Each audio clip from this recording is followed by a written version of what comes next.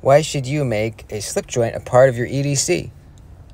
I have for a while now, and I've come up with 7 reasons why I think it's a really good idea to carry a slip joint with you. First, I get a really nostalgic, sort of classy, old school feeling when carrying a slip joint. It takes time to get it out of your pocket, open it, cut something, and then put it away, but sometimes going slower is better. Traditional slip joints also make me think of my grandfather, which is always a nice feeling.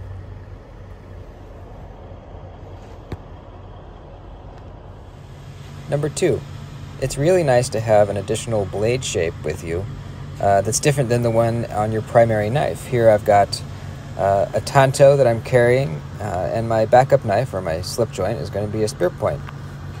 Different blade shapes are better at different things, so it's nice to have a variety on you to be prepared for all types of cutting. Number 3, a small slip joint is really not threatening. If you're in a public situation or any situation where you don't want to scare people by whipping out a big old knife, just taking a slip joint out of your pocket, cutting something and quietly putting it away is much less likely to freak anybody out. Most non-knife people think of a slip joint when they think of a knife, so when you pull it out, it's not surprising to them.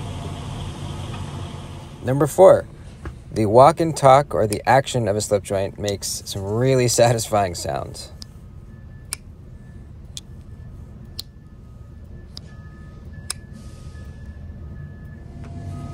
Number 5, most slip joints have really thin blade geometry, meaning that they're going to slice really, really well.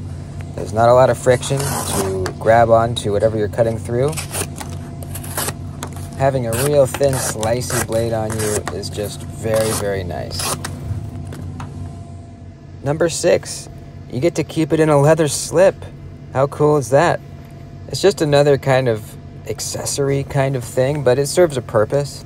And there's so many colors and leather options and styles to choose from. You can even make your own, which I've started doing.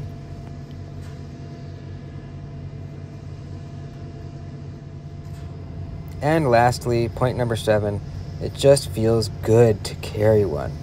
Kind of goes back to my first point about it being classy, nostalgic. There's just something about carrying a slip joint in a nice leather slip that just feels good to me. And you might not understand until you try it yourself. Both the leather of the slip and the handle material or carbon steel of the blade is going to start to take on different colors and patinas. They wear and grow old and kind of age along with you. They remind me of a simpler time where we didn't need liner locks and button locks and thumb studs and flipper tabs.